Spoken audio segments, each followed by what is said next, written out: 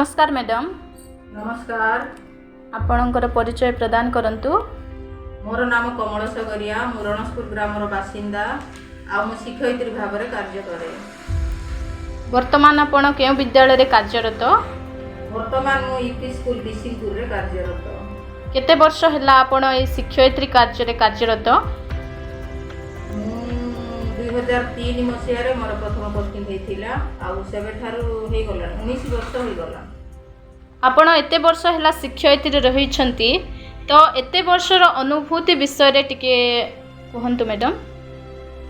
मोर तो 2003 मसीह रे प्रथम पोस्टिंग होइथिला टांगनीगुड़ा बोली गोटे ग्राम रे। आम रणसपुर ग्राम ठार 15 किलोमीटर दूर हेबो। सेठारे जिबा पई कोनोसी प्रकार सुविधा नथिला। आ से ग्राम को जीवाकू हेले गोटे नदी पार हो जीवाकू पड़े। आ सेते बेले टांगनीगुड़ा जो स्कूल रे मोर पोस्टिंग होइथिला से स्कूल रे प्रधान शिक्षक थिले सदाशिव महापात्र। आ मु सेते बेले असिस्टेंट भाव रे कार्य रे जोग देली। आ पिला माने मध्य 3टी ग्राम रो पिला माने से ग्राम को बात करबा पई आ पिला को पढिबा पई मते खूब भल लागे।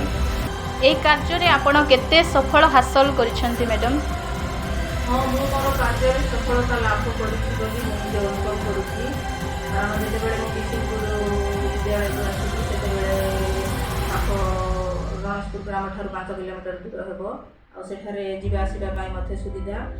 आठारे से बिसिंगपुर आसवा दिन ठार भल भाव में पिला समय दे पारुछि बोली मु निजक अनुभव करुँची। आ पिला खेल नाच गीत माध्यम शिक्षा देवाक मते खूब भल लगे।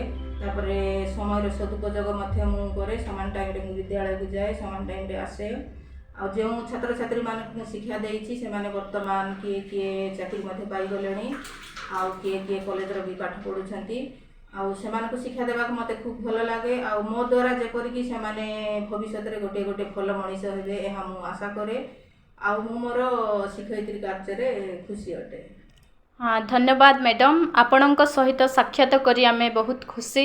आउ आपणक परि गोटे शिक्षयित्री पाई कि मध्य आमे बहुत खुशी। तो धन्यवाद मैडम। हाँ।